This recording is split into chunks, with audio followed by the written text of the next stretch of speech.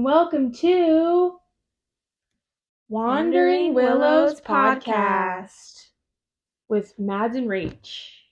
Rach. Today, we're going to talk about the Bible. I don't remember which part. Moses. Oh, right. Exodus? Yes. We covered some chapters in Exodus today. Learned about Moses, some plagues, if you will, and the 10 Commandments, which I don't know if you saw from episode 1. I was excited to learn about. I did not know we were covering that today. Mm-hmm. Yeah, it was quite the journey, I will say. I was planning on covering Exodus, the Israelites getting out of Egypt, all the way to Moses' death.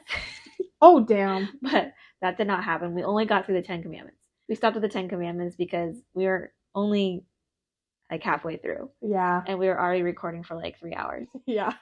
So we'll just continue on the next episode. So just read the screen when it says, actually, we covered this instead, when you go over what chapters we were going to cover.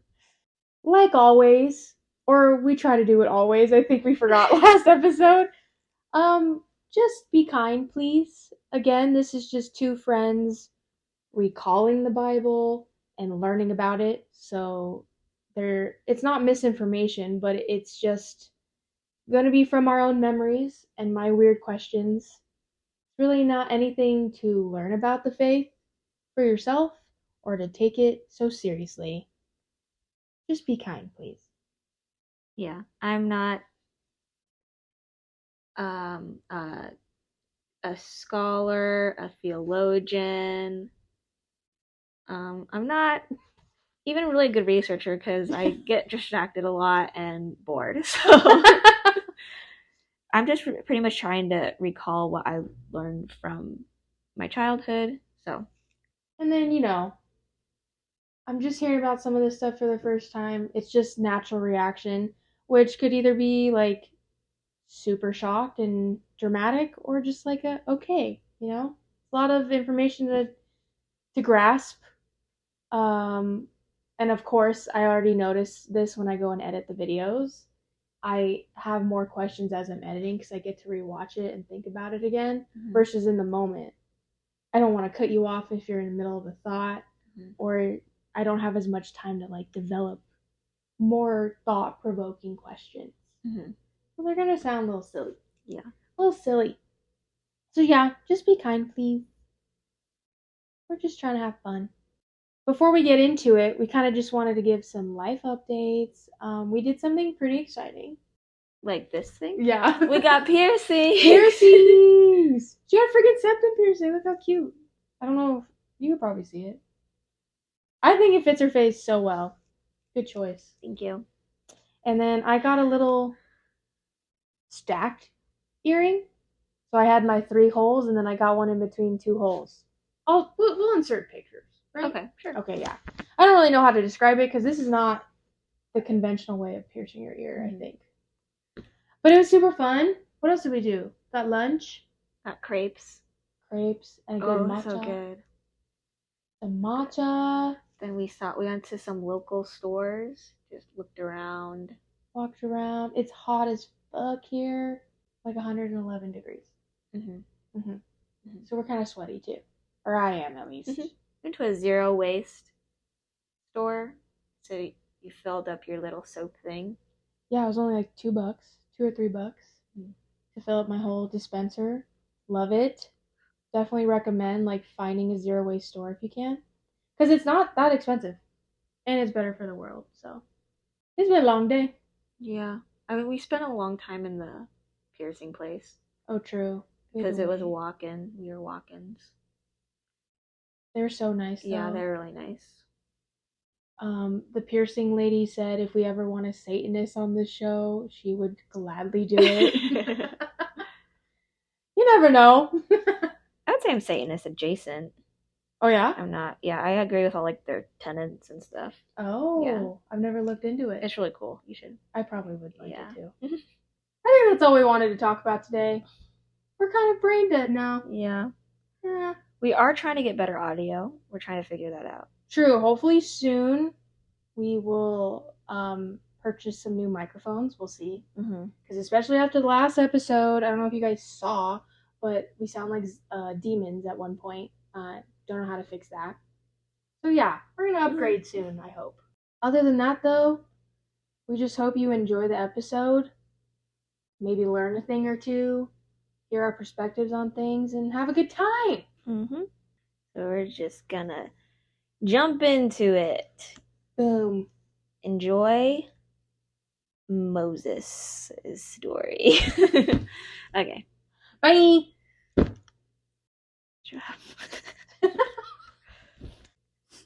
So this week, Moses.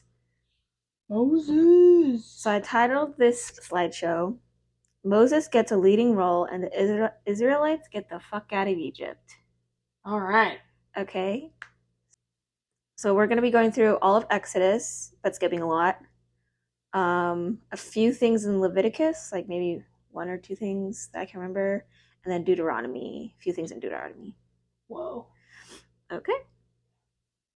So I just wanted to touch back on maybe some previous episodes, specifically what I had in mind when we released Abraham's story. We talked about Hagar and her situation, her story, and how we wanted justice for her because we felt like she got wronged. Yeah.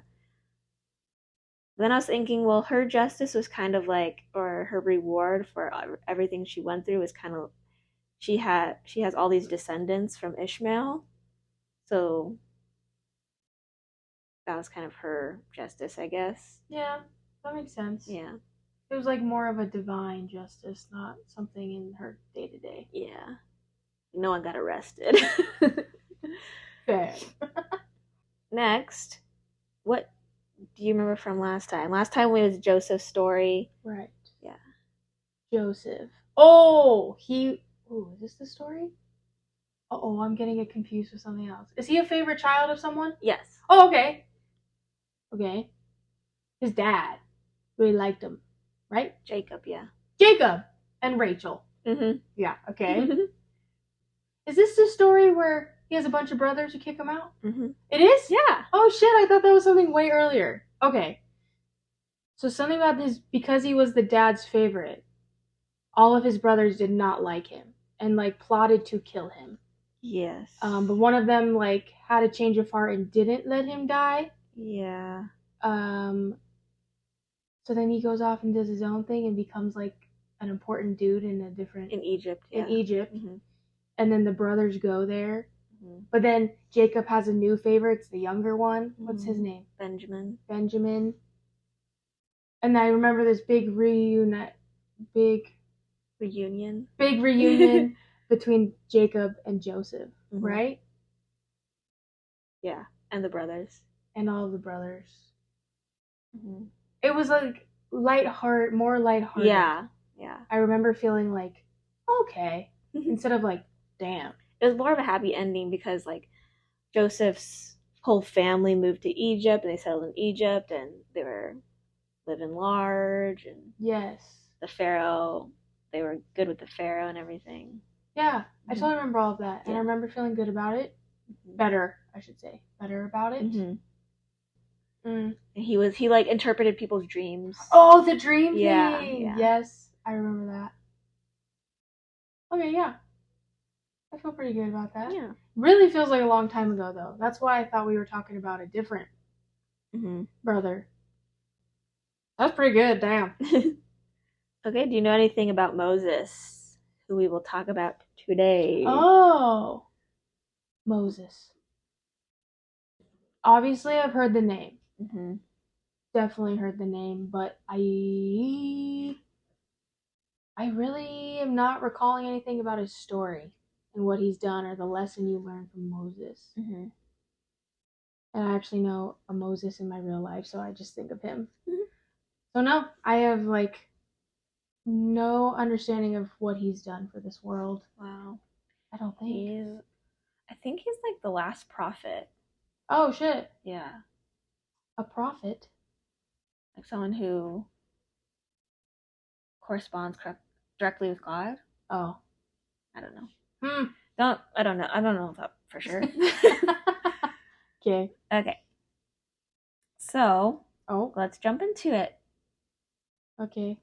So last time, like we said, we talked about Joseph and how it was like more lighthearted. It kind of had a happy ending.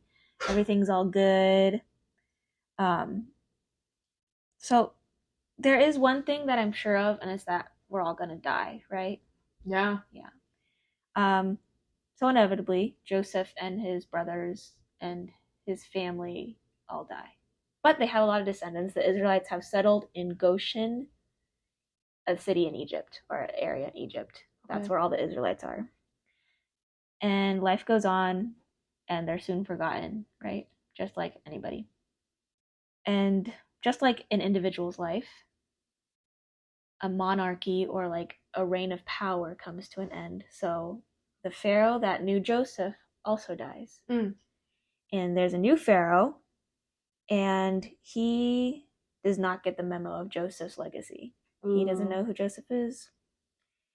And which I find a little odd, because I feel like Joseph single-handedly like saved them from a famine, and like you think he would be like a really important figure in Egyptian history, right? But anyway, he doesn't know who Joseph is or cares about him, I guess.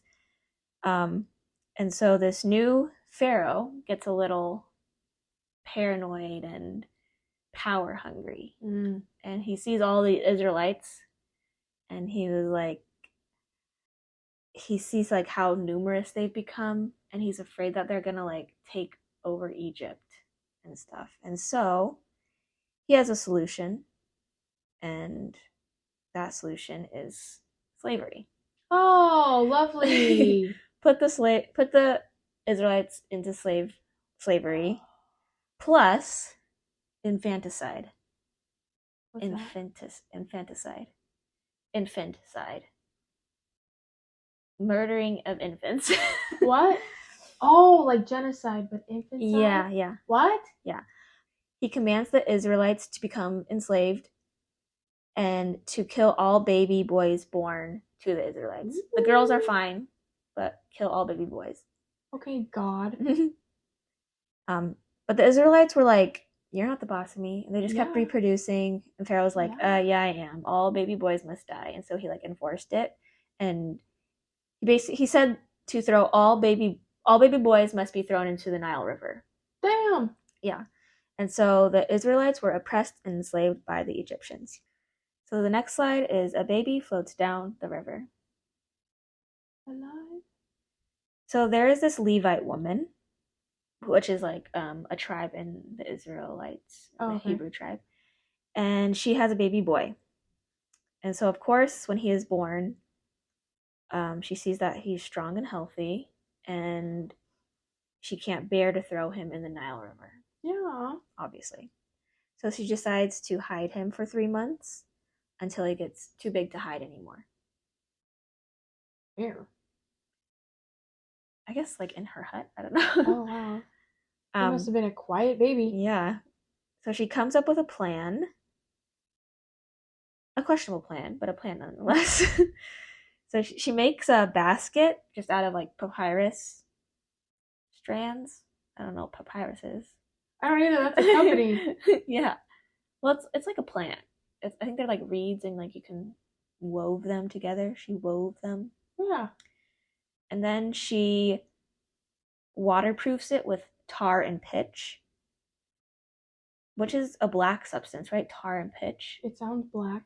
So I'll touch back on that in a second. Okay. And then she puts him in the basket and sends him down the Nile River, hoping for the best. Okay. Oh, damn. Yeah, that's a questionable plan. So his older sister Miriam, he has an older sister named Miriam, she's watching this all go down. She's like, I don't know, I picture her being like 12, but I don't know how old she is. And she follows and watches her brother as he floats down the river to see what happened to him. Okay, so something incredibly convenient happens as he's floating down the river. Pharaoh's daughter finds him. He sees him out in the distance, like, because she goes down there to bathe, and so she sees him, or the basket. and she tells her slave, go fetch me the basket. And so when they look in the basket, he's crying, and she sees him, and she has compassion on him. She knows he's a Hebrew baby boy, but she has compassion on him and wants to keep him. And so it's interesting. Miriam is watching this all go down, his sister. And so she goes up to her, the Pharaoh's daughter, and asks her, would you like me to go get a Hebrew wet nurse for you? A Hebrew woman to nurse the baby for you? She's like, yes. And so Miriam gets her mom, to feed him, to nurse him.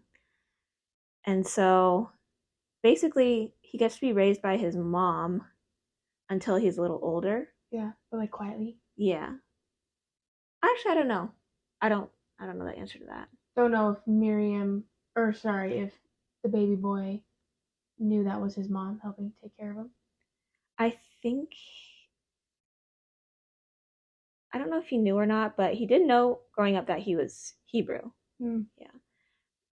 But when he was old enough and was weaned, he was raised in the palace as Pharaoh's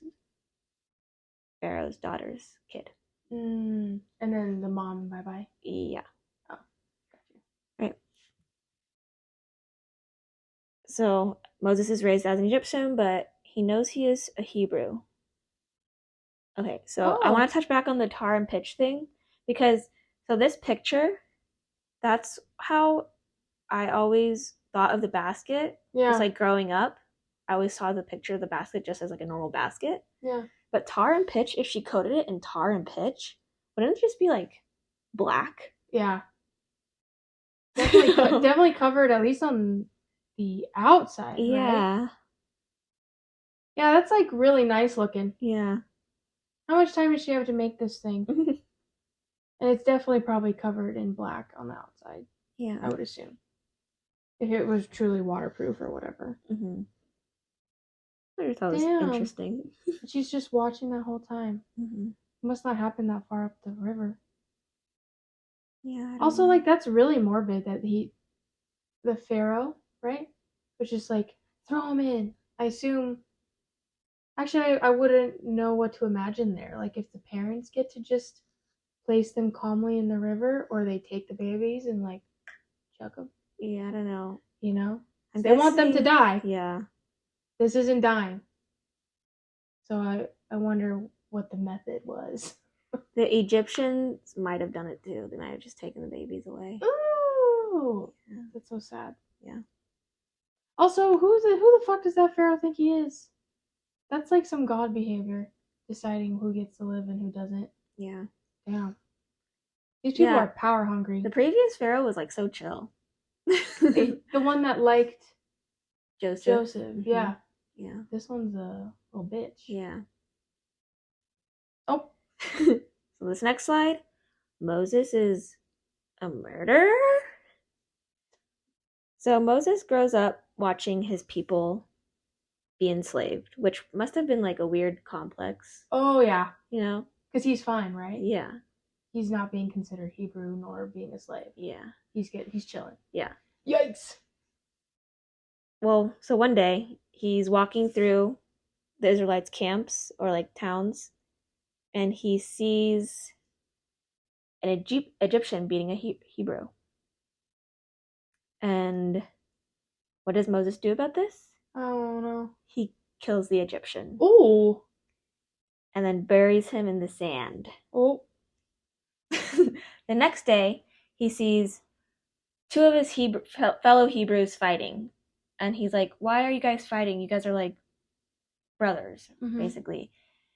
And one of the Hebrews replies to him, what are you going to do about it? Kill us like you killed the Egyptian? Ooh, they knew. Yeah. And so Joseph was like, shit, people know. Joseph or Moses? Or Moses. Sorry.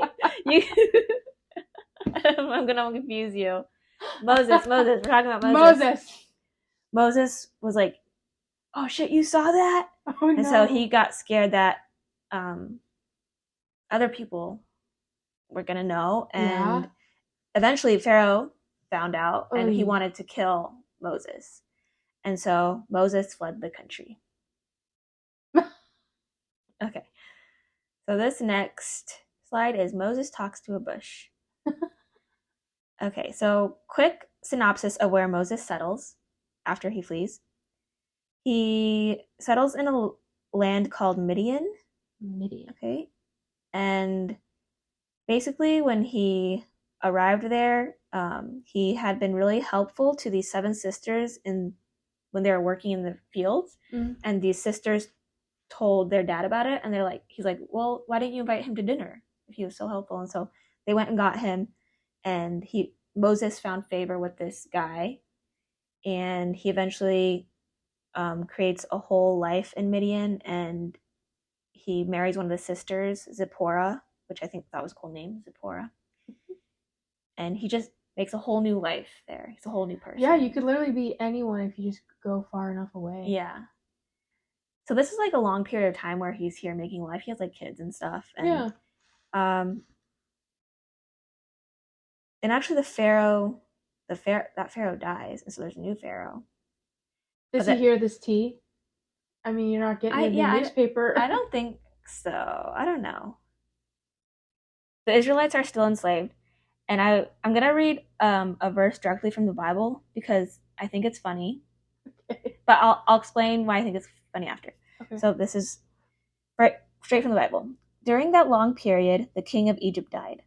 The Israelites groaned in their slavery and cried out, and their cry for help because of their slavery went up to God. God heard their groaning, and he remembered his covenant with Abraham, with Isaac, and with Jacob. So God looked on the Israelites and was concerned about them. So I find that funny because it's like the Israelites are, in agony, suffering in slavery. And I just like picture God like walking around like eating a sandwich or something. And all of a sudden he hears like groaning in the distance. Yeah. He's like, oh shit, I forgot about you guys. Honestly though, that story checks out a little bit. He's like, oh, that's what I was gonna do. Oh shit, I need to help them. So is that how you pictured it now or as a kid? Now, yeah. And so, one day, Moses is working in the mountains, and he sees something strange, interesting. And so, he sees a bush on fire, okay? But it's weird because the bush isn't burning up. It's just on fire, but it's not actually, like, crumbling, yeah. Ash. So he's like, that's weird. Let me go see what's going on over here. Yeah, who wouldn't go see it? And as he gets closer, the bush is like, boo! No, just kidding. It's God. He's like, Moses. While burning. And then Moses replies, here I am. What's up? It's like a thing what you're supposed to reply to God, I guess. Here I am. Yeah. And so God clarifies who he is. You better. And tells Moses how he sees the Israelites are suffering and he has come to save them. But he needs Moses to lead them out of Egypt and be the guy that does it all.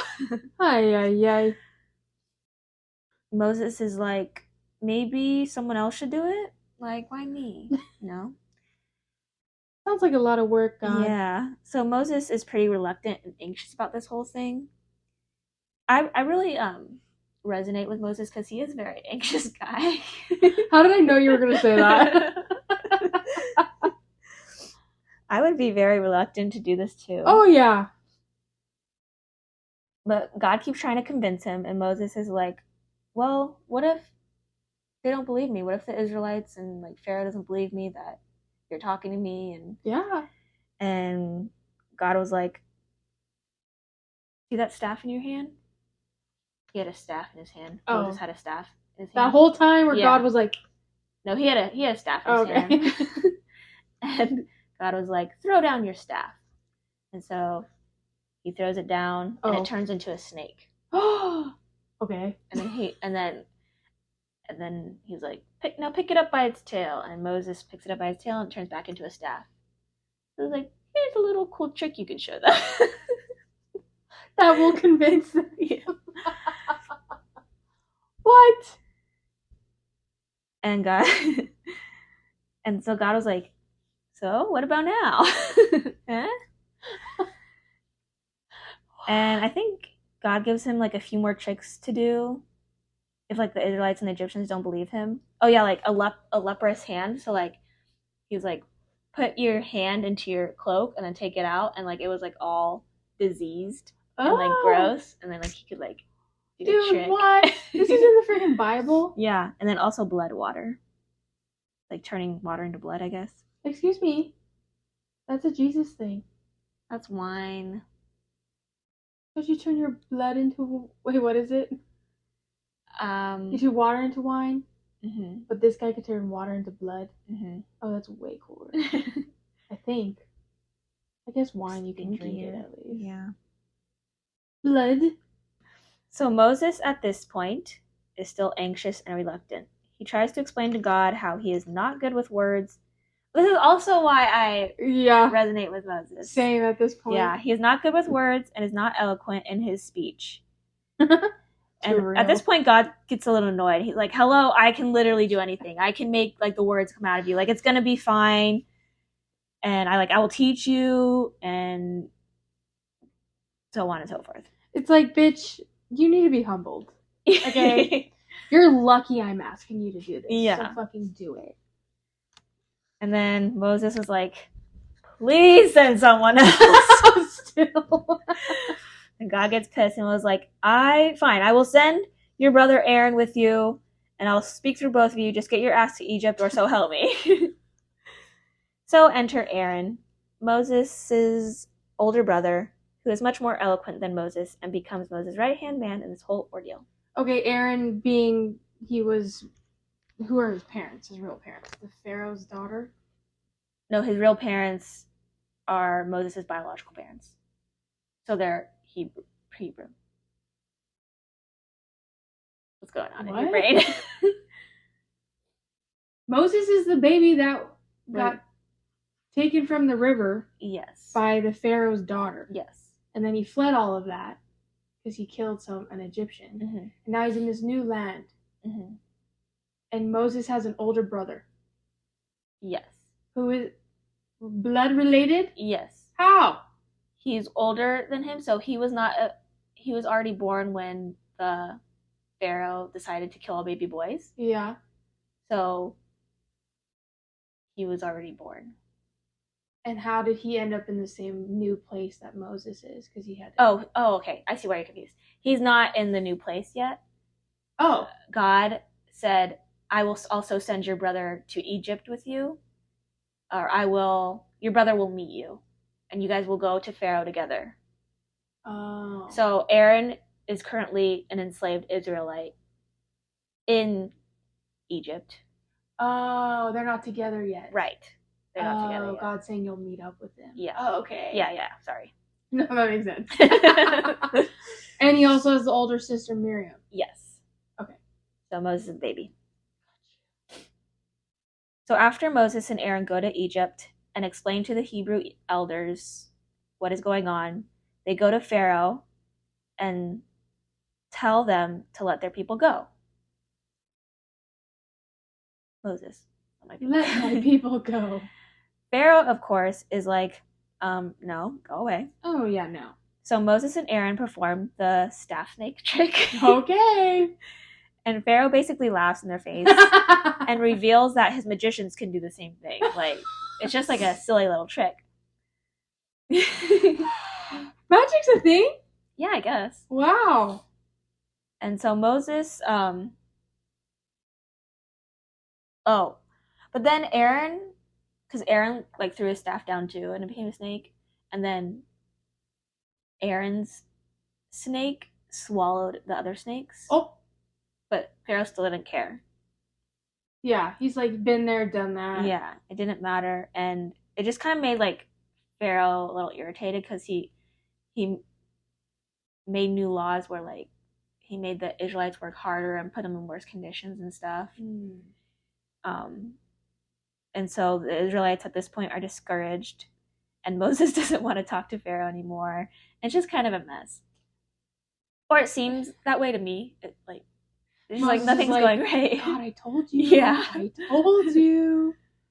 And really, Pharaoh is just not listening and doesn't care and doesn't want to stop having slaves. Yeah. So the next slide, the plagues begin. Now, these stories, the plague stories, were huge growing up for me. Oh, They really? they were fun, but spooky. Fun? Yeah. What do you mean fun? Well, you can judge that for yourself. Okay, so Pharaoh isn't budging, and so God says to Moses, okay, plan B. You and Aaron are going to confront Pharaoh when he is doing his morning walk or whatever by the Nile. Okay. And you two will raise your staffs over the river, and the river water will turn to blood. Oh! Was it in the Red Sea? Is that a thing? Or am I making that up? Oh, no, you're right, but that's not what this is. Oh. we're good But for that. he is associated with that? Yeah. Oh, shit! Yeah. But not this. Not this part. Yeah. Okay. Okay, and all the fish will die, and the water will be undrinkable. And oh, by the way, they first give Pharaoh a chance, let our people go. And he says no, and then they do this. And so they do this, but Pharaoh's magicians show that they can do it too. Oh, what? And Pharaoh still will not let the Israelites go. The magicians can do Yeah, that I too? don't know how they did it, but They put... No. No, I'm not even gonna yeah, go they probably just put coloring in it. I was somehow. thinking they smushed some bugs and made it all red. Yeah. So this was plague number 1. But still it's still a pretty good plague in my opinion, because it's undrinkable, the fish are dead, Like no one died. Is that what you mean? Right. Well, no, not in terms of ethics, but in terms of A tier, B tier, C tier. I would say C tier. Okay, I won't rate till the end, because Okay, apparently there's a few plagues. There's 10. Oh, okay. Damn! No wonder you're tiering them. That's a lot to tier. So this is the first plague, the plague of blood. Oh my god. A week goes by, and God is like, what to do? And he's like, I know, frogs. So God goes to Moses and says, go to Pharaoh and tell him, let my people go, or else I will send frogs. Pharaoh doesn't listen, obviously. So an infestation of frogs is sent through Aaron, once again raising his staff over the ponds and canals. And there are just literally frogs coming out of everywhere. Just frogs all over people, all over everything. And so Pharaoh was like, okay, just send the frogs away and I'll let your people go, Really? Yeah. And so the frogs just died where they were. They're just dead frogs everywhere. They didn't now. disappear, they just died. Yeah. Okay. And then Pharaoh's like, just kidding. You guys I was gonna say, I was like, frogs did it. Yeah, right. Yeah. So frogs, I don't know. Should we cheer them at the end? Or yeah, we go? Okay. Okay, quick question though. Mm-hmm. Actually, what's the definition of a plague? A widespread ailment. Event? Yeah. Something? So when they said the bubonic plague, that was a disease that just killed a bunch of people within its time span? Mm-hmm. Okay, so plague of blood was blood in the river. Yeah, maybe a widespread adverse event. Okay. So blood, fish die, can't drink water. Mm-hmm. Frogs, bunch of frogs, then they all died. Okay. Okay. All right. Next. Gnats. Oh! So God had Moses tell Aaron to strike up dirt from the ground and the dust would turn into gnats. Ew! Yeah, so he did, and it created a gnat infestation. Ew. Gnats literally everywhere and on everything. However, this time the magicians could not replicate it. They could replicate the frogs, actually, somehow. What are you like? They probably just had frogs they're appear. Yeah. But they couldn't replicate the gnats. And so the magicians were like, Pharaoh, I think this guy's the real deal. Like, there's just fucking gnats everywhere. And Pharaoh was like, no, they're not allowed to leave. They are my slaves. Yeah, it's like gnats or people to do everything for me all of the time. Yeah. So that wasn't working. So next, swarms of flies. Okay. Kind of similar. They're a little more buzzy. But much bigger. Ugh. Much bigger. And this time, God only swarmed areas where Egyptians resided and stayed clear of the Israelites. Which maybe he did previously too, but it was like explicitly mentioned this time. So the Israelites didn't have any flies in their areas. And so that made Pharaoh see... Wait, I had a question. Oh. How much time is in between each of these plagues? Does it vary? Well, I think it does vary, because in between the first one...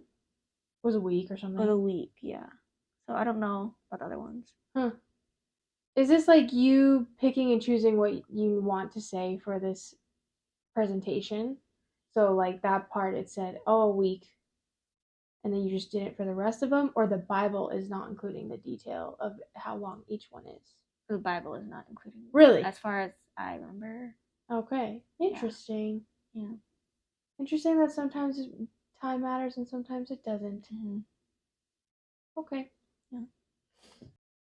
Oh yeah, so I guess he didn't put the flies in the Israelites area so that Pharaoh might see that he actually is the real God and that he is favoring the Israelites.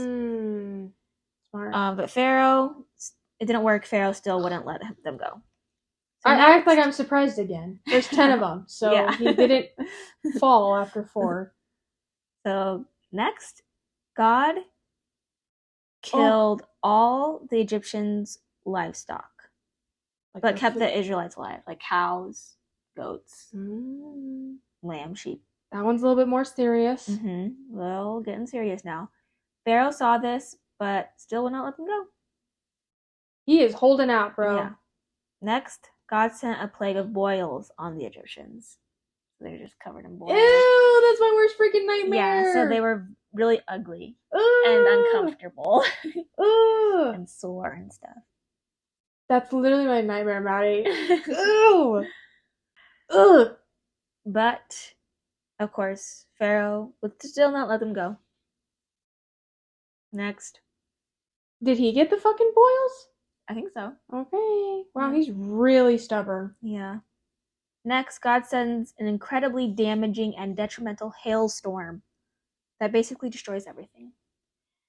And Pharaoh was like, please stop the hail. Please, I will let your people go. Just stop the hail. And so the hail stops. But Pharaoh was lying again and wouldn't let them go. Next. I can't wait to see what actually gets them. Okay. So Moses and Aaron once again go to Pharaoh and are like, come on, bro, you're doing this to yourself. And Pharaoh was like, well, just take your men and leave the women and children, but you can take your men. And then God says to Moses, you know what to do. And Moses stretched his hands over the land, and a plague of locusts swarmed Egypt. And they basically swarm so much you can't even like see the ground or anything. And they devour everything that was left over by the hail. So, like all their crops and stuff. And of course, Pharaoh again acts like he's going to let the people go once the plague stops. He's like, just kidding. Okay, hold on. Psych. I have 2 thoughts here. Sure. One, I definitely saw a TikTok yesterday of like bugs just taking over the East Coast right now. I don't know what they are, but they're fucking huge, kind of like locusts. But I don't think they are locusts. And I'm just thinking, is that God doing that? Or did the spark of making a plague of locusts, like, do we still just have those every once in a while? Do you know what I mean? Because that happens, right? Yeah. Not here. Yeah, they really do wipe out crops and stuff. Yeah. Yeah.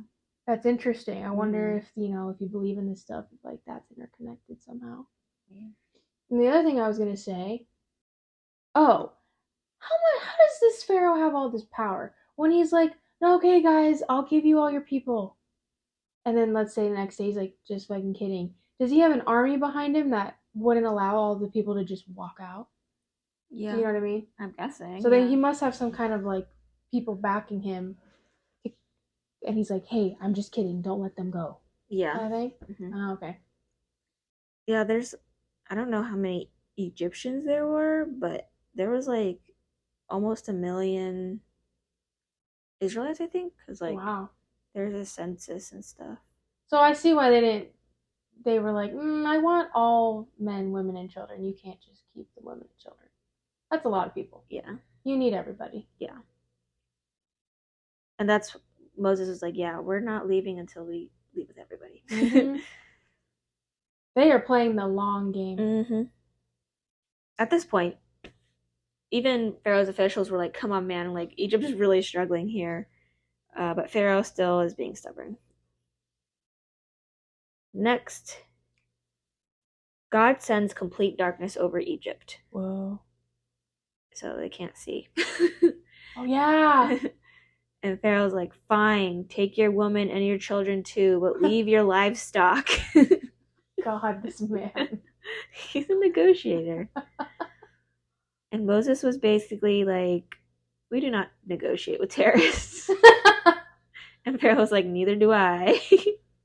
Yeah, who's the terrorist in this moment? Oh, and also, I never want to see you again. That's what Pharaoh says to Moses. I never want to see your face again. Bye-bye. And then Moses is just like, just as you say, I will never appear before you again. Like, very ominous. Like, those were his exact words. Really? And just a little ominous. Say it one more time.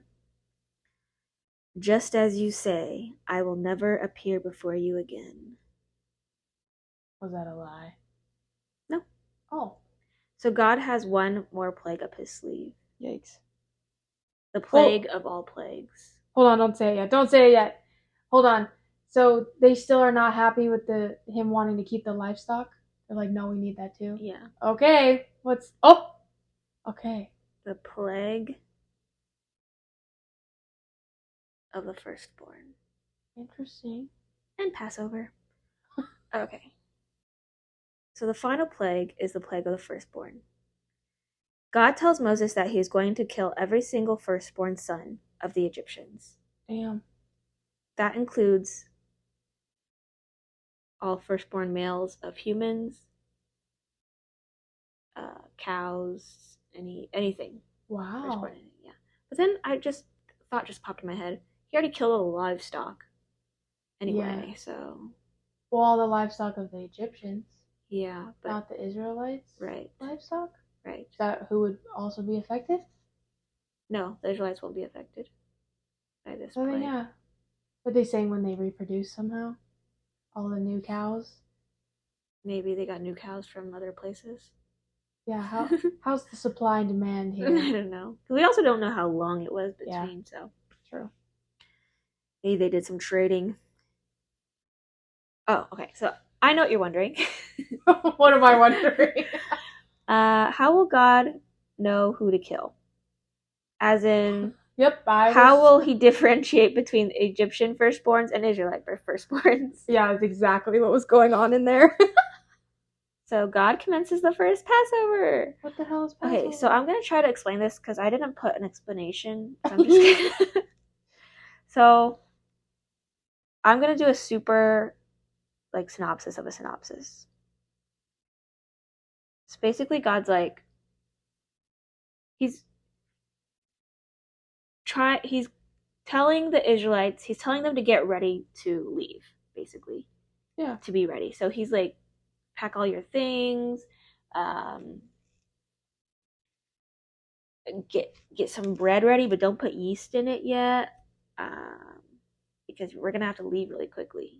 But also, get a lamb, slaughter the lamb, and cook it. And he gives a really specific way to cook it, and then put the blood on your door frame. And this blood on your door frame, I'll pass over you. I'll pass over your household, so I won't kill the firstborn. So I'll know not to kill the firstborn of your household. That's what that means? Yeah. Oh my god. And he's only telling this to the Israelites. I think the Egyptians, though, are like seeing them go and paint the blood on their door, and they're like, maybe I should too, and then they do it. That's a lot of lambs, too. Or are they just passing out one lamb?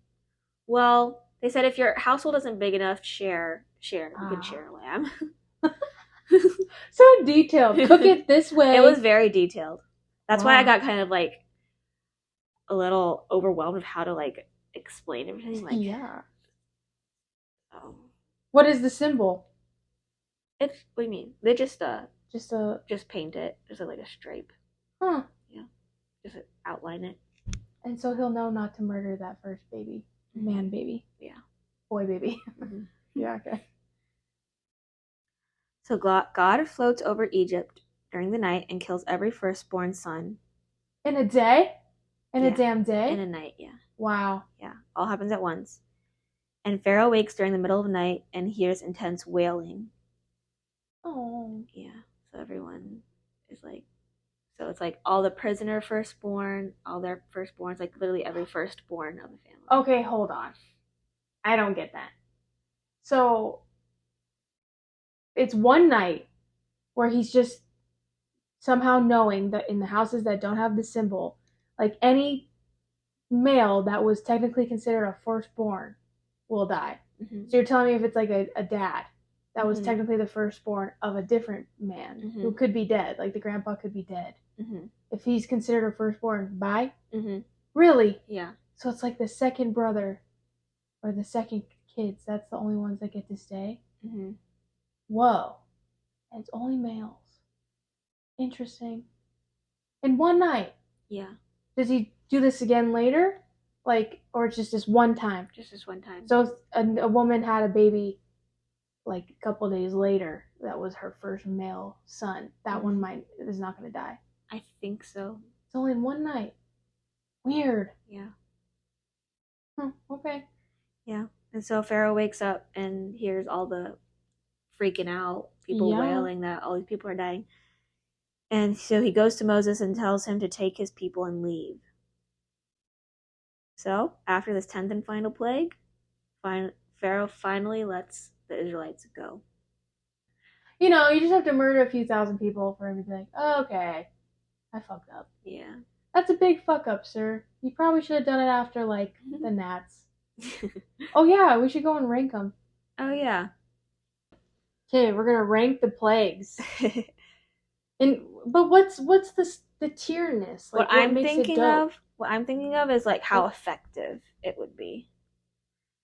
In what way? Effective to make him change his mind? Like, put yourself in like Pharaoh's place. Like, what would you have done? Like, oh fuck. Yeah. Okay. So like the plague of the firstborn, that's obviously like S tier. Like that would definitely. Yup. I'd say darkness is up there too. Really? If you couldn't see shit? Yeah. But, like, I wonder if, like, darkness came with, like, could you not light candles or, like, I mean, from a pure nutritional standpoint, if you're constantly in the darkness... Vitamin D deficiency. That plus, like, depression. Yeah. Because don't people in, like, Alaska who don't get sun for a long time get kind of depressed? Yeah, like Seattle, too, and stuff. Yeah. That's pretty bad. Yeah. It wouldn't... Well, okay, wait, do you mean immediately he'd go, like, oh, fuck, never mind, take them. Or is it like over time you'd be like, oh, okay. You know what I mean? Yeah. Is it a right away thing? Or can it linger? Yeah. S tier, well, that was in one day. So maybe it is timing. Maybe it's like right away. Yeah. So then I take back the darkness. Okay. That wouldn't freak me out right away. I'd be like, right, it's dark. Yeah. Whatever. I feel like that's like D for me. Oh. Yeah, in the short term, it's like D for me too. Because that's not going to freak you out. It's just darkness. Yeah. Okay. Okay, we're going to go backwards. Okay. Locusts. I'm trying to envision, like, they're just everywhere outside of your house. And they could be coming in from the crops. In terms of damage done, I feel like it's a lot of damage. Because, like, it eats all your crops. But in a short amount of time, you think the Pharaoh gives a fuck about other people's food? As long as he gets food, he probably wouldn't care. I don't know. But you're right, they're out of like gnats and flies, that one can't eat all your food. Yeah, I would say that's C. I was gonna say C. C, yeah. Still not. It's not enough for me to fold. Yeah. But that would suck. Ooh, hail. Hail's scary. Then that's quick. Yeah. You would see the effects of that like right away. Yeah. Okay, that one's pretty scary. A or B? Yeah, it's not S. I'd say A or B is good. I don't know if anything. Oh, okay. Maybe it's B because boils? Yeah, I know boils is definitely like S for you probably. Oh my god, right? it's so S. Take them. Go. That's probably like A for me. Okay. Well, okay, let's calm down with my phobia. No, that's fucking gross. If it's on him too, I would not want that on myself. That's affecting the pharaoh. Yeah. He doesn't like that. Yeah. That's so S for me. Yeah. So A for you. Yeah. Okay. I think that's why hail should be B. You agree? Yeah. Okay. Okay, livestock. That's pretty bad. Yeah. That takes away like a lot of your labor. Oh your yeah. food. Makes life really inconvenient. Yeah. I don't know. That's like a B? B or C. Would you put it at the same level as hail? I mean, if they're killing all your cows, you see them all dropping. You're like, fuck, I wanted to eat steak for dinner. Or fuck, I needed to carry this across town. What was hail? B. B. I think livestock is C. I'll say B or C. Okay. That's pretty bad. Yeah. Flies. I do fucking hate that buzzing sound. They're so annoying. And then like covered in them. Ugh. And they're bigger than gnats. So it'd feel weird. Ew, I don't like that either though. I don't know if gnats or flies are worse. Both are pretty bad. If you're constantly like if they're everywhere and they're buzzing and they're like trying to like get on you and stuff, I would go crazy. Yeah. I feel like flies and gnats are like B. I kind of like now that I'm thinking about it more. Those with hail? Is that the same level as hail? Yeah. Yeah, I think I agree. A's too high.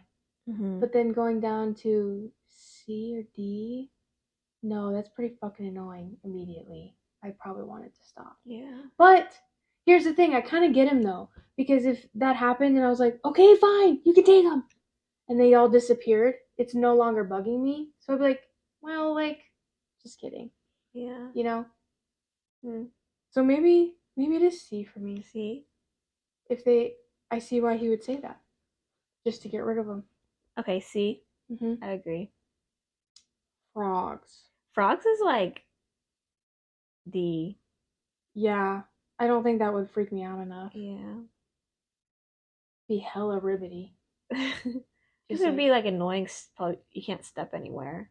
That's like with all the plagues. Slippery. Ew. They probably could eat them all. Frog legs. Yeah, you can just eat them.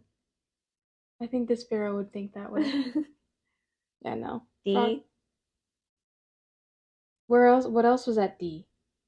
Nothing. Darkness. Darkness was at D. So maybe frogs can be F. I know, for frog. F tier. Frog's F tier. E or F. Yeah. Or is E and E's not a thing, right? It's just D to F. Oh yeah, I don't think so. I don't know. It's the lowest tier. Yeah. Blood. That's like actually like A or B for me because I hate the smell of blood. Oh, really? Like there's a fertilizer that you can put, like an organic fertilizer called blood meal. And I just like the smell of it just like makes me kind of queasy. Where's the blood from? Animals. And does it smell similar to our blood? Maybe. Smell a cut next time you get one. I don't know if I know what human blood smells well, like. What did you just had some in your nose today. Did you smell it? It doesn't smell like anything. Oh. Okay, so yours is based on smell. Mm-hmm. That is a scary thing to see, though. If I saw like a whole river, lake of bloody water, that would freak me out a little bit. And then you have all these fish floating at the top. Like, that's their drinking water, I'm assuming. Mm-hmm. That would be up there for me. Probably like a B. Yeah, I think it's A for me. Okay. Okay. So maybe I'll put it up on the screen, like what we said, what our results are. Okay. That sucks, by the way. What? This whole Passover thing. Yeah. Okay. Do you get into like what that means today with Passover? Because they talk about that word. I've heard that word before. I know that I think Jewish people celebrate it. Oh. In terms of my church growing up, we didn't celebrate it or anything. It was just something we learned about. What is there to celebrate? Are the Israelites escaping? Oh, it's like their independence. Yeah, I think so. Okay, so for Israelites, it's like a woohoo, we made it out. I think we so. escaped. But like for the Egyptian people, that's like a bad day. Yeah. We don't like Passover. Yeah. Okie dokie. Next slide, miracles in the desert. Us. Yes. The little miracles. So the Israelites are free to start on their long journey to the promised land. Oh, they're moving on? Yeah. Oh, did I say that? So the reason God is leading the Israelites back to the promised land. Because they left to go be with Joseph, right? Oh. So now they're going back to Canaan. Oh. So it's been like 400 years. Oh. 400 years? 300, 400? Any amount of 100 years. That's insane. Yeah, they've been enslaved. Damn. Mm-hmm. I'm assuming that causes a lot of drama nowadays. I should probably know that. There is a lot that is said in Exodus that, frankly, is not important to me. Okay. A lot of rules and regulations. This is where God really starts on his rules and regulations. And wanting them written down, or just like having to tell them now? I guess they're written down. I think Moses is like the messenger. Yeah, he's like the author of Exodus, of Genesis, Exodus. Oh. And a few others. Yeah, so when I was reading, I remember that like this is like what ultra Orthodox Jews follow. Like they follow all these rules for Orthodox Jews. But these rules, the Old Testament didn't super matter in my church. Like the rules and regulations and stuff. Okay. So I'm skipping over all of them. Can you just give me like an example? Like what's a rule? I don't even know what it could be. Here, I'll look up one. Exodus. Okay, so this is like in Exodus, he also gives instructions of like how he wants the tabernacle built, which is like a place of worship. Mm-hmm.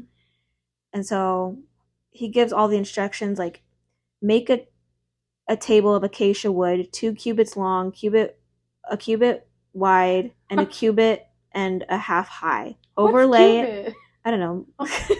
Overlay it with pure gold and make a gold molding around it. Also make around it a rim of hand breadth wide. I don't know what that is. Wide, and put a gold molding on the rim. Make 4 gold rings for the table and fasten them to the 4 corners where the 4 legs are. The rings are to be close to the rim to hold the poles used to carrying the table. Make the poles of acacia wood over. What the fuck, dude? And he like does this multiple times with different things, and I'm laughing because initially I was like, damn, God's an interior designer. Yeah, he really is. Like the dude had fucking plans to make sure people were worshiping him correctly. But holy detail, dude. It's just funny to see the detail, I guess. That's why I was laughing so hard. Yeah. So that was like instructions of like how to like worship him and like where to worship him really started in Exodus, and then like all the rules and regulations started coming like after the Ten Commandments and in Leviticus, which we'll touch on one that's more relevant these days. Okay. Sorry, my eye keeps watering now. Okay, so the Israelites enter the desert to travel to the Promised Land. Yeah. And so I'm just going to go through some of the stories really quickly of the ones that I remember. And the Israelites ended up wandering the desert for 40 years, by the way. How long? 40 years. Holy shit. And I was so confused when I began thinking about this or like researching it again. Because I started thinking about how far is Egypt from like modern day Israel. Yeah. And it's not 40 years long far. But I looked it up, and it's because there was a lot of like war and like, you know, they had to hop around a lot and stuff. Oh. And also it was God's plan. That's a really long time. Yeah. Because especially if that's your main goal, you don't have other things you need to do per se. Mm-hmm. 40 years, dude. It's a lifetime. We wouldn't even be. We're like barely over halfway in a way. Mm-hmm. All the old people wouldn't even make it to the Promised Land. They'd have to be reproducing along these. Or pregnant women. Mm-hmm. Oh, thanks. But they're basically like nomads at this point, so they like will set up camp for a little while, I think, certain places. But anyways, the Israelites are in the desert, finally, free from slavery. So here are some of the miracles that happened. Okay. So right off the bat, they have to cross the Red Sea. The sea that's full of blood? No. It's just a normal sea. It's just called the Red Sea. Oh, just called the Red Sea? Okay. It still exists today, I think. And so at this point, they're leaving Egypt. And Pharaoh's back at Egypt. He's like, what have I done? I let all my slaves go, all my labor. Mm-hmm. And so he's like, after them. Oh. And so he starts chasing the Israelites. And then the Israelites see him, and they're like, ah! They can't escape because there's this huge body of water. And then God was like, Moses, stretch your hands out over the sea. And so yes, exactly. The water is split into two. I have some visuals here. Whoa! The water split into two, and the Israelites pass through. Okay, so they make it through. The Egyptians go after them. And then Moses closes the waters on the Egyptians. Whoa! I didn't know all this murder was happening. Yeah, super epic. Super epic. That's murder. What people are referencing to? Mm-hmm. When what do people say? Moses just split the Red Sea, I guess. Is there any like official phrase with that? You know what I'm thinking of is Bruce Almighty. That's what I'm thinking. Oh, yeah. He does it with his coffee cup or something. Mm-hmm. I didn't know they were running from something, and I didn't know he just was like, bye, bitches. I forgot about that, too. Okay, and this next miracle, I don't even remember, but I guess Moses turns water sweet from a piece of wood. Like, he just throws a piece of wood in the water, and they can drink the sweet water. Sugarcane. That would explain it. Doesn't sugarcane look kind of like woody? Mm-hmm. Yeah. Kind of like bamboo-ish. Mm-hmm. Okay, and then next, quail and manna. So, a lot of the Israelites wandering throughout the desert, it's just a lot of them complaining to Moses, saying, why are we wandering the desert? There's no food, there's no water. And then Moses is basically like, just let me talk to God. Okay, so, but one time they were complaining that they didn't have food, and then God sends quail and manna. Manna is like, when I was little, I pictured it like Frosted Flakes. But it's like sweet, like carby flakes, I feel like. Yeah. And it just fell down from the heavens. Okay. And they collected it and ate it. That's how they survived. Okay, and then water from a rock. the Israelites were complaining that they didn't have the water, and so God told Moses to strike a rock, and Moses struck the rock, and the water flowed from the rock. Okay. And then the next miracle, I don't know if it's a miracle, but there was a tribe that they went to war with or battle with, and God said, Moses, as long as you hold up your hands, the Israelites will winning. So like he was just like this for like you can do it, however long. Yeah. And so like when he would get tired and he would like the Israelites would start losing, and like once he started like his hands started floating down because he got tired. So what they had to do, Aaron, his brother, had to come over and hold his hand on this side, and then this other guy held his hand on the other side, or his arm on the other side. So the Israelites were able to defeat the Amalekites. That's so funny. Yeah. Dude, his arms were probably like pale as fuck because all the blood's not in there anymore. Okay. We're getting to this. I know you've been excited for this one. Yes! I can't believe we're here. The 10 Commandments. Oh shit. This is where my you notes... have no notes. This is where my notes stopped. This is where I decided to stop researching and clean my windows.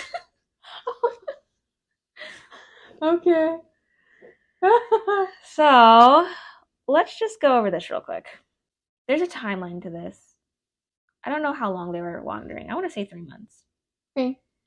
They come to this mountain, and Mount Sinai, like an important mountain. God says, Moses, come up to the mountain and have a chat with me. And so he goes up to the mountain, and God basically gives him like more rules and regulations and stuff in form of a stone tablet. Okay, and he's up here for a long time.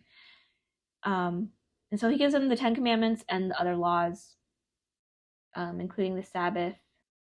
The Sabbath was like, oh, you can't do any work on the Sabbath. What's the Sabbath? It's like the holy day. Oh. One day or Sundays? So I think in the Jewish faith, I think they recognize that on a Saturday. That's why we have a big Jewish community where I am. And that's why we saw them walking, because they're not supposed to drive. Right. Yeah. And today's Saturday. Yeah. It's every Saturday? Uh-huh. Oh. Okay. Yeah. And sorry, God's telling Moses to write this all down on this stone tablet thingy? Or he already has it filled out? That's where it's confusing to me, because growing up, I had the notion that Moses scribbled it down. But then I've been seeing things like how like the Bible's translated and stuff, like God already had it written down. So I don't know. That's interesting. Yeah. That actually makes a really big difference in my book. Because as someone who has to take notes as an auditor, it'd be hard to even just type everything someone's saying, let alone whatever the fuck you're doing in the olden days. Hold on, what was number 9? And like maybe you just like quick wrote it, like a bullet point versus every word God was saying. Yeah. That makes a big difference, just saying. Here are the 10 Commandments. Yeah, what the hell are they?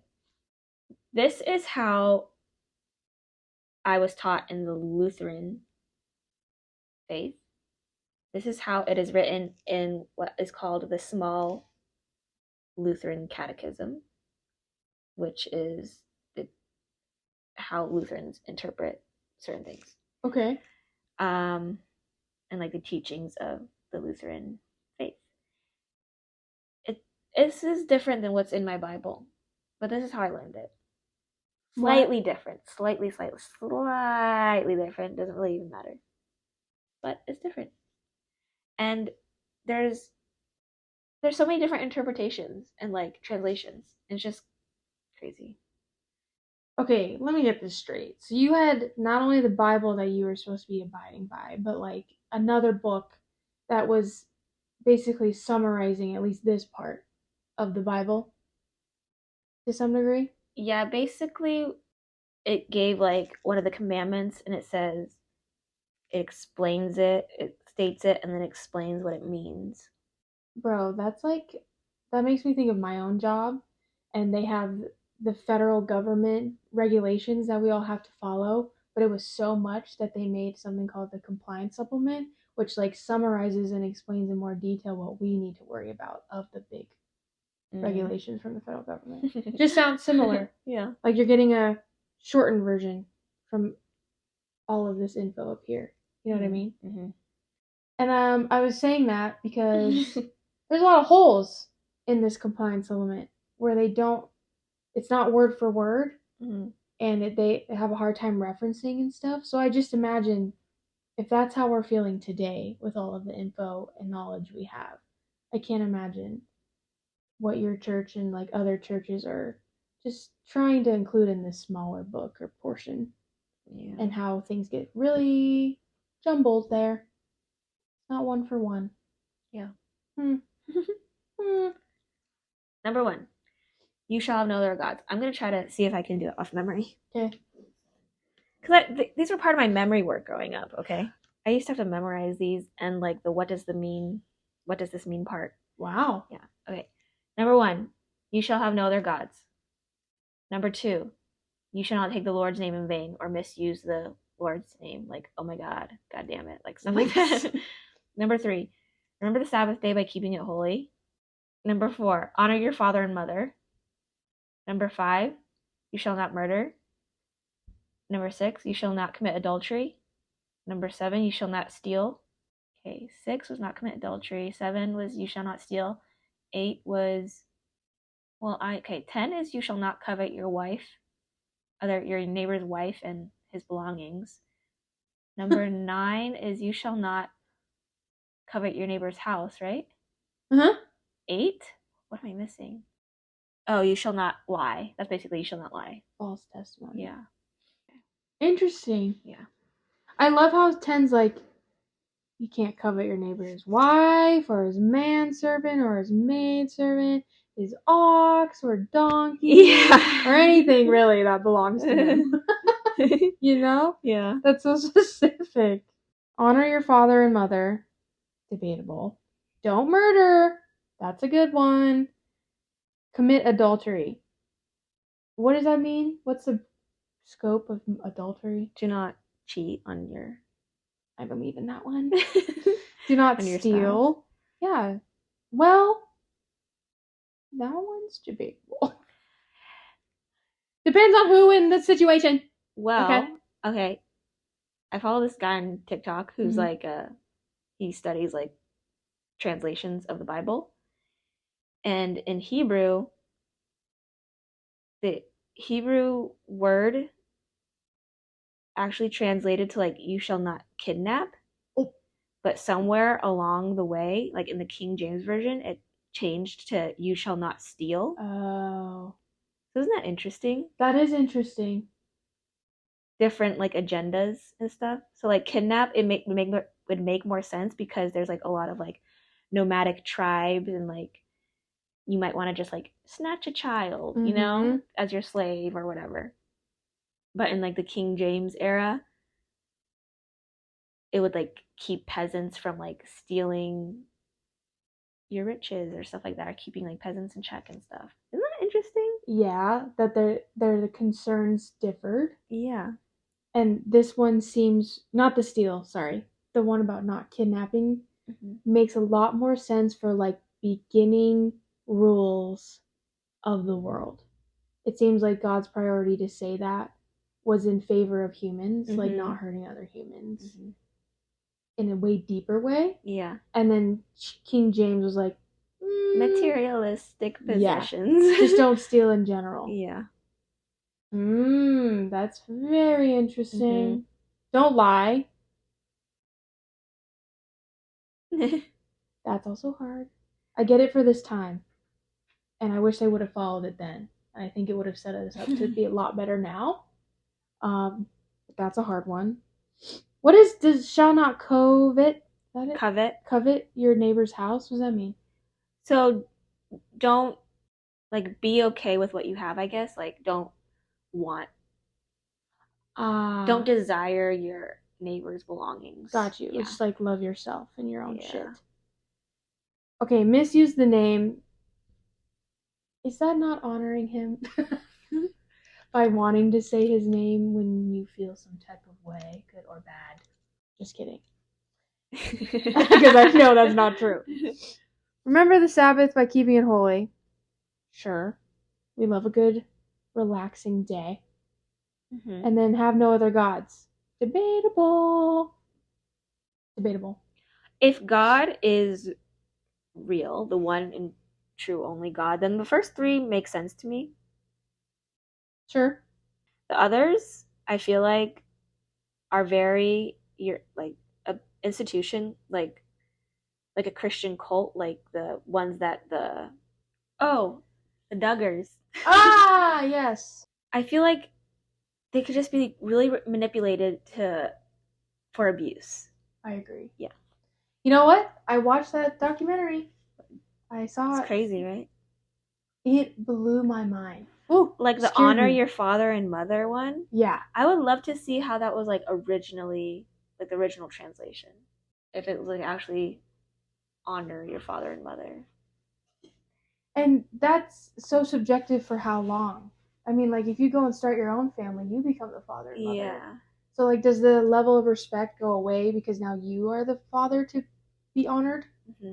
Or do you have to keep honoring at the same level to your parents? That's interesting thought. Mm-hmm. Okay, think about the Duggars, though. Yeah, that shit. Because I kind of remember that show from the time. Mm-hmm. Obviously, I was way too young to understand the religious side of it or kind of anything of it. But when I saw the documentary, which I understand, grain of salt, it's trying to tell a story a certain way. But even then, I was just getting mind blown of like how these men out here, it's usually men, that can just influence that many people with these sayings. Mm-hmm. And just saying it beautifully enough for them to feel a part of something and like would lose their sense of self or any kind of humanity to be a part of this thing to just make sure that God's happy. Mm-hmm. That you gain a sense of community, but you lose your humanity to make a God happy so that you can live with him when you die. Mm-hmm. Isn't that part of it? Bro, you don't know what the fuck happens when you die, right? I'm gonna live my life now. But those men are just so convincing. And then, of course, this was the big thought I had with all of that. Is like, they preach these things and say you need to act this certain way so that God will be happy. But then they fucking abuse the living shit out of that. Mm-hmm. And like molest those women. Mm-hmm. And completely break whatever they're teaching. That is just so fucking not okay. Mm-hmm. Oh, it killed my heart watching it. I think I cried. Just knowing what those women, and all of them, have to go through because of this one man who ultimately like committed so much sin himself, you know? No, it doesn't work that way. I don't think it should anyways. Yeah. I'm glad you shared these with me because I really did not know them. I knew the murder one and the stealing one. And probably not the lying one. But the other ones, I don't think I really knew them. Oh, and the misuse of his name. Growing up, I pictured that the 10 Commandments were the ones written on the stone tablets. Mm-hmm. But I guess that's also might not even have been the case. Really? When I was reading the Bible, it didn't say that that's what was on the stone tablets. There was like, it seemed like other things were on the stone tablets, like other laws. Huh. Yeah. Why couldn't they all? Like, yeah, I don't know. It's just, maybe I don't have the words for what I'm feeling. There's a lot of holes. Is that what you mean? It's just, how can you think that your translation is the one true translation? Especially when it's different from the original language that it was written in. Bro, it's the audacity of people who just think they know everything. Ignorance, I guess. Yeah. That's like a half-assed answer because obviously there's more depth to it. But truly, it has to just come from these people who think they know everything. That their little world is the only right way. And they must spread that for everyone else to know. Because deep down, if you reflected on that, there's no fucking way you, one little human, and your little life knows what's right for everybody. Mm-hmm. There's just no fucking way. Yeah. How would you even reach everyone in the world? Let's say you could. Let's say you could broadcast for the whole world. You think you're going to turn everyone to know what's the right way and follow you? Yeah. Okay. It's just like a little frustrating, but like also I don't know at what point I should like should I even care, you know? I do know what you mean. But it's also interesting to learn about the different translations. And I guess if you're seeing it fully from just like a learning phase or learning, what should I say? Learning perspective. If you're just seeing it from like a learning perspective, yeah, I think it'd be cool to see how everyone interpreted it and understand like maybe why it went from this to this to this or whatever. But when you have to apply it and how people use it and manipulate it and abuse it in reality, that's where it gets a little frustrating. Yeah. Less fun. And more shitty. Yeah. Because you can just translate it or interpret it the way that fits your abuse. Mm-hmm. Totally. Okay. We're going to stop here. Okay. Because we're just like a little bit over halfway through. Yeah, that's I would a lot. say. And so I thought I was going to be able to go through it faster. So we'll stop here and then we'll just continue on later. I think it was a good stopping point because yeah, I was excited to learn about them. Yeah. I actually didn't know them, so it was a good ending bit. See. But thanks for explaining it all to me. Sure. Yeah, we'll cover the rest in the next episode, which is what's left. What's left? Can you just give like words, not summary? Golden calf. There's like random stories throughout when they're in the desert. So like the golden calf, the bronze snake, Balaam's donkey, which is a crazy story that I forgot about. Okay. Yeah. Those will be fun to cover next time then. Mm-hmm. But I think that's it for today, guys. Thanks for tuning in. Bye.